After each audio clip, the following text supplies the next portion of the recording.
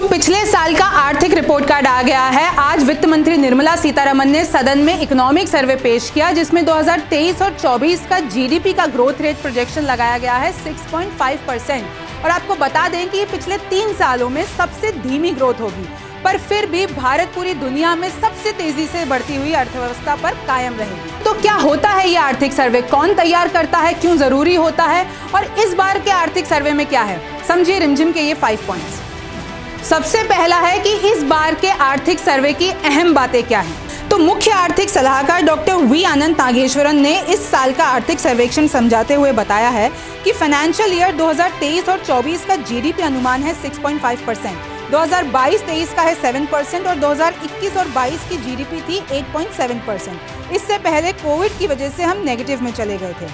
Covid महामारी की recovery अब पूरी हो चुकी है और अब कंपनियों की बैलेंस शीट अच्छी स्थिति में है। जुलाई सितंबर 2019 में बेरोजगारी दर थी 8.3%, जो घटकर 2022 में हो गई है 7.2%। अब रोजगार को लेकर तस्वीर बेहतर हो सकती है। सबसे ज्यादा महंगाई अप्रैल 2022 में दिखी, विच वॉज 7.79%। 2023 में रिटेल महंगाई का अनुमान 6.8% है।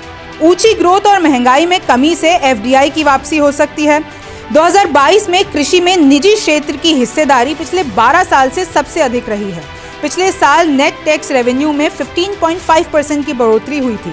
रूस यूक्रेन युद्ध की वजह से महंगाई पर दबाव पड़ा है, जिससे सेंट्रल बैंक्स की मॉनेटरी पॉलिसीज में सख्ती करनी पड़ी है। इस साल करंट अकाउंट डेफिसिट, जो कि है सीएडी, वो बढ़ सकता है। रुपए की ताकत के लिए पर्याप्त फॉरेक्स रिजर्व हैं हमारे पास। पीपीपी के मामले में भारत तीसरी बड़ी इकोनॉमी है। लंबे वक्त तक बोरोइंग कॉस्ट ऊंची बनी रह सकती है। आईएमएफ के हिसाब से देखा जाए तो इंडिया में 2022 की ग्रोथ का एस्टिमेट है 6.8%, 2023 का अनुमान है 6.1% और 2024 का है 6.8%, जो दुनिया में सबसे तेजी से दौड़ता हुआ आंकड़ा है। दूसरा है कि इकोनॉमिक सर्वे होता क्या है। अब जैसे देखिए, हम घर पे एक हिसाब किताब की डायरी मेंटेन करते हैं, वैसे ही सरकार हर साल के शुरुआत में पिछले साल का एक आर्थिक रिपोर्ट कार्ड बनाती है, जिसमें ये बताया जाता है कि सरकार ने कहां और कितना खर्च किया, कितनी कमाई हुई, कितना नुकसान हुआ, आगे चैलेंजेस क्या आने वाले हैं। और ये इकोनॉमिक सर्वे हर साल बजट के ठीक 1 दिन पहले पेश किया जाता है।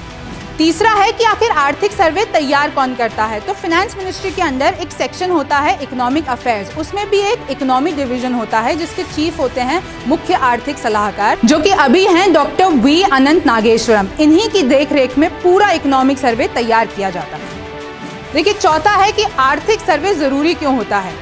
इकोनॉमिक सर्वे एक तरीके से देश की इकोनॉमी को डायरेक्शन देने का काम करता है कि पिछले साल देश ने कैसा काम किया, आगे क्या चैलेंजेस आने वाले हैं, और ये एक तरीके से जनता और सरकार के बीच में ट्रांसपेरेंसी क्रिएट करता है। आर्थिक सर्वे पर हमारा इतिहास क्या कहता है।